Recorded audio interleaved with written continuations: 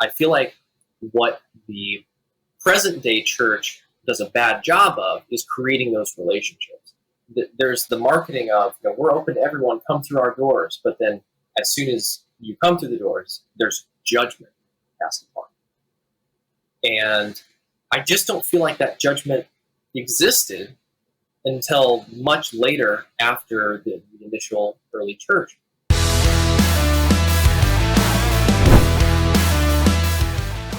Hey everybody, we have a juicy interview for you today. I'm interviewing my friend Tyler Habig on church hurt and some differences between the early church and what it was intended to be, and maybe what the modern church and modern religion has become in some ways. Now, before we get into it, there are a few misconceptions that I'd like to deal with because I have a really interesting vantage point. I play out in the bars and the clubs and rock and roll bands, and I also work in a church as a musician, and we have Brewery Ministries, a place where people can come and have a beer and talk about God and explore. So I deal with people who maybe aren't sure what they think about God yet. They're not sure if they believe, if they have faith. I deal with a lot of Christians who have been hurt by the church and they've tried to be involved, but it just hasn't worked out for whatever reason, and they've left, and we have some Christians who come through. What I've discovered is that these two groups just kind of miss each other. A lot of times, people in the church assume that people who don't go to church regularly don't have faith, and that's actually not true. So I'm hoping that we can disarm that misconception a little bit when you hear Tyler talk. He very obviously has a relationship with God and a closeness there. And so does his brother if you see the other interviews on this channel with Daniel Habig. Second, a lot of people feel like Tyler. A lot of people my age are dealing with church hurt and some concerns about organized religion and where it's at. But for me, having one foot in the church and one foot out in the clubs and the bars and hearing all these conversations about religion, I realize that feedback doesn't always get heard in the church or make its way back into the church.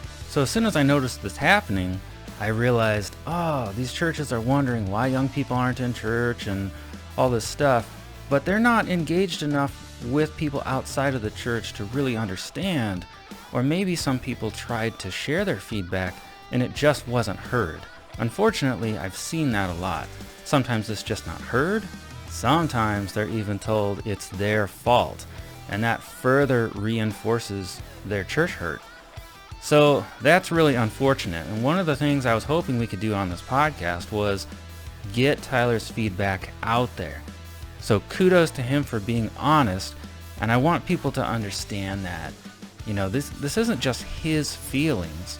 I've realized that most people my age seem to have similar concerns. So take it as this is the voice of a generation that is not too sure about church. And if the church wants to address that and try to fix some of these problems, well, the only way that is going to happen is if we transcend this communication gap that's going on. So hopefully by getting his feedback out there, you can start to wrestle with these things.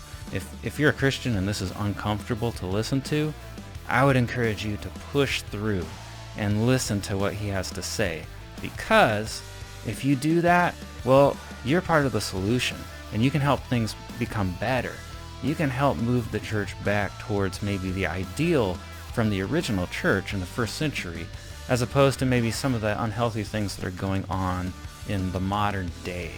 And maybe we can help young people have a way to explore faith in the future, whatever that may look like. So, without any further ado, let's get into this interview. Hey everybody, welcome back to the Brewery Ministries podcast. I am sitting here with my buddy Tyler Habig, and he's somebody I've known for a long time, really talented composer. He and I met playing music in a church a long time ago in my hometown of Avon, Indiana, and we've kept up ever since. We've recorded some rock music together, and he's got a really good head on his shoulders.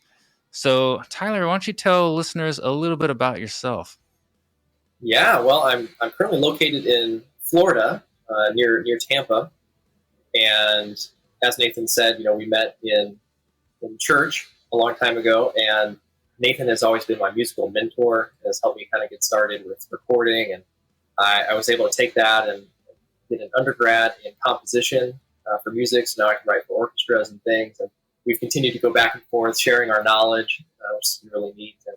And now I'm actually a technical project manager for a collectibles company, but definitely still have my passion for music and happy to be here. Yeah. Thanks for joining me. So I thought I would ask Tyler some of the questions that I've been wrestling with. I meet with a brewery group. We meet at the brewery every Tuesday night and we talk theology. We've been walking through like the main stories, the main chapters of the Bible that are really significant. So I pulled out a few questions that came up during our brewery discussions to have a conversation with Tyler about. So the first question is, what appeals to you about the early church? And do you think the early Christian church was similar or different than the church today? And what are the differences? Yeah. So I want to start by clarifying, what are you talking about when you say the early church? Because in my head, I go to basically within New Testament. What church would have been considered when Jesus was still alive? Is that what you would consider early church as well? Yes, I'm thinking the first generation, and that's a good point because a lot of people think like third century Augustine, Constantine. Exactly. I'm thinking like 300 years before that, like right after Jesus died, Mhm. the people that knew him and started that very first generation of churches. Okay, great. So that's that helps. That's what I actually prepared my answer on.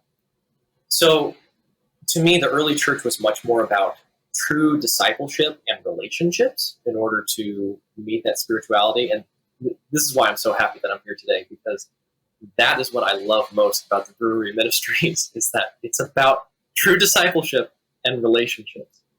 And I feel like what the present day church does a bad job of is creating those relationships. There's the marketing of, we're open to everyone, come through our doors, but then as soon as you come through the doors, there's judgment passed upon. And I just don't feel like that judgment existed until much later after the initial early church. And it makes sense that it would happen. People are imperfect and are going to pervert things by nature. But when the churches today advertise themselves as, we are the church, you need to give money to us so that we may continue the mission of Jesus Christ, it's like, are you though? Are you really continuing the mission in the way that he wanted? Do you read the Bible? I have more I can say, but what do you think about that so far? Yeah, so that's all very interesting, and this is good because I've actually heard this stuff a lot. Yeah. So, you're not the only one feeling this way. I always think about Paul and how harsh Paul sounded in his letters, Hmm. but then when I look at them a little bit closer, I realize that a lot of the situations that he was talking about are really, really messed up situations. So if you just take his tone and transplant that to every situation, then it does seem like, oh, maybe we're not supposed to be as harsh. Like his situations he was dealing with in the church in Corinth were really serious. I mean, it was like somebody sleeping with their mother-in-law and like breaking up families and that kind of thing. Well, of course he's going to come down harsh on them, right? Right. But yeah, I think a lot of people feel like you do. I think a lot of people come to the brewery and that's what they tell me about why they came to the brewery to explore faith instead of another church. Now I know, there's good and bad churches. I guess there's a whole spectrum of them, but yes, there's definitely something that has changed that maybe hopefully like a conversation like this could get people and churches thinking about how to fix that. I feel like when Jesus wanted to evangelize to people, he went to the people that were hurting. And whether they were willing to accept it or not, it seems like most of the stories they were willing to accept it because it's Jesus that's there in front of you, would be pretty cool. But the way that churches do it today, they put up these buildings and they spend millions of dollars on them, and they ask for offerings each week so that they can evangelize.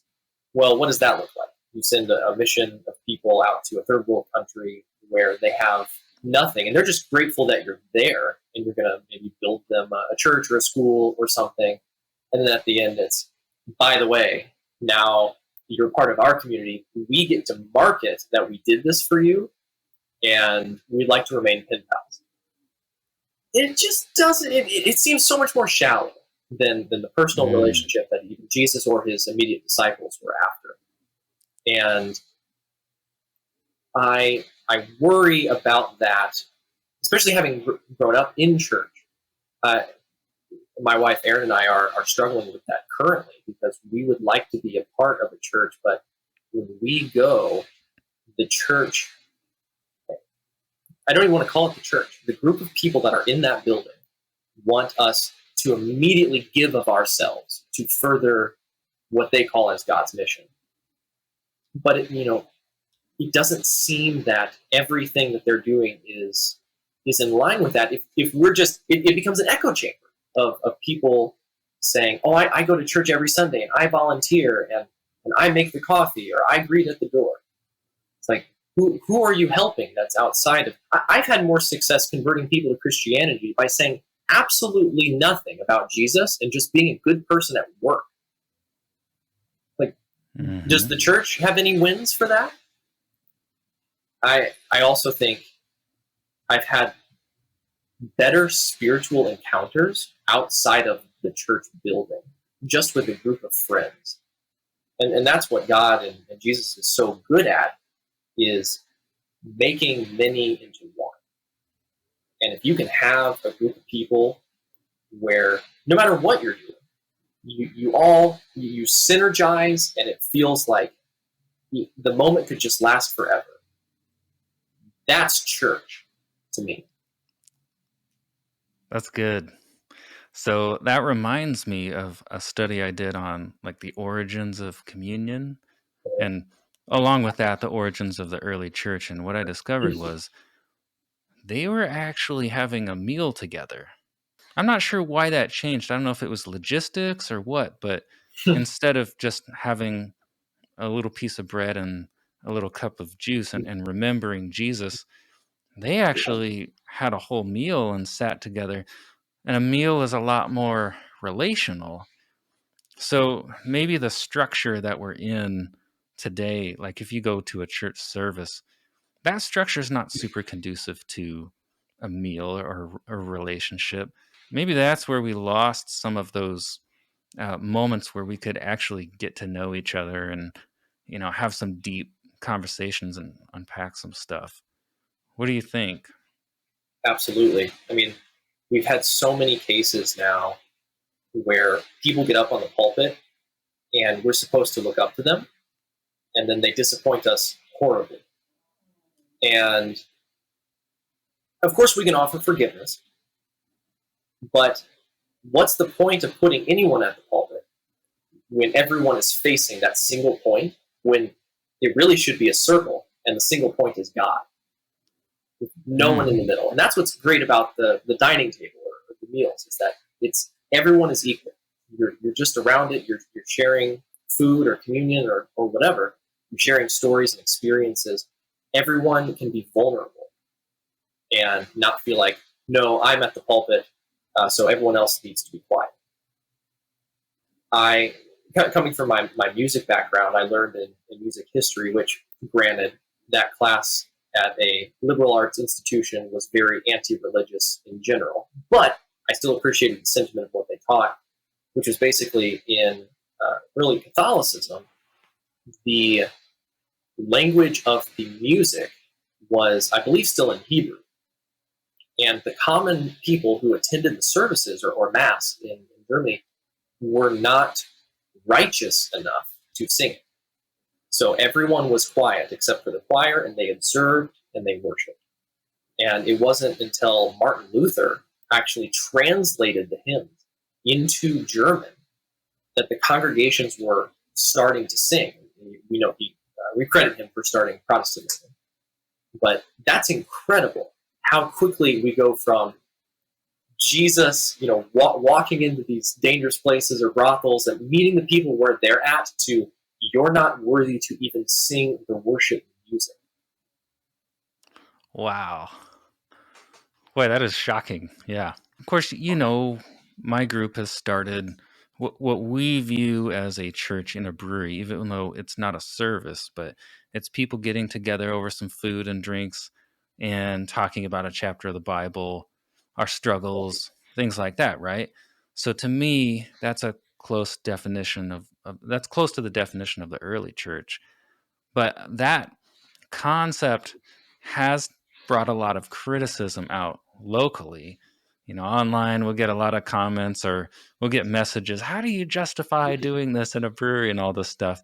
And it is kind of interesting to me, because it looks to me like Jesus was going to parties and drinking wine with people. And if you investigate what they were drinking, it was alcoholic wine that was probably about equivalent to a beer nowadays. But Yep. the Pharisees thought Jesus was a drunk. They called him that. I don't think he really was, but I think that gives you a hint that he was out sharing a meal, drinking with people. And it does seem strange that we've moved so far away from that and started to think that some of the stuff that Jesus did is like bad, and we shouldn't go to these places and we shouldn't eat with these people. So something weird has changed. And on the alcohol point, I'm not sure if like the dawn of the automobile was the reason that happened, because now people are driving. Maybe that's a little more dangerous, but my brother tells me it was much, much earlier in history when that happened. And I can't remember if it was during the Reformation or what, but it puzzles me. It makes me wonder, why do we have such a hard time figuring out what Jesus actually did and then replicating that? But I'm hoping people will be curious from this conversation and try to go back and look at what he did, so that maybe we can get closer to it. Yep. I completely agree. Well, that's cool. Yeah, thank you for sharing your thoughts on that. I know that you've had some difficult experiences in the church. I know a lot of people have, a lot of people in my age group and younger. So you're not alone in that. And I know that you have a strong faith. Kudos for sticking through it with your faith, even though you've had some discouragement in that area.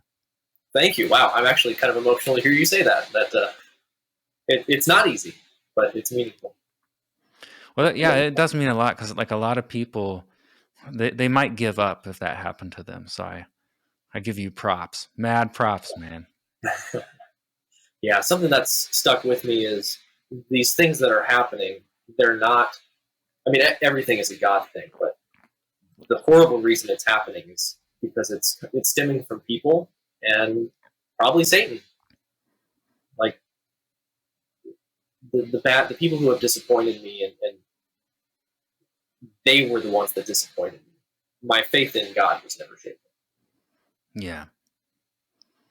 It's good that you can see that difference too, that people will disappoint, but that doesn't necessarily reflect God.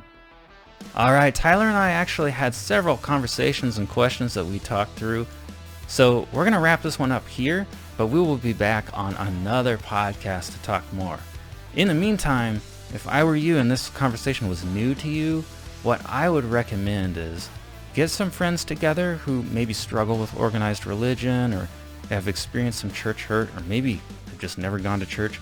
If you're having a hard time understanding what they're going through, just sit down, have some coffee with them, just listen. I think that would be a great exercise that would go a long way towards bridging the gap between these two groups and help bring some understanding and some healing to these problems. All right, we will see you again soon. Thank you for listening. Hey, if you liked this conversation in this video, help us build this channel. Help us solve some of these problems by hitting the like and subscribe buttons. And I'll see you later.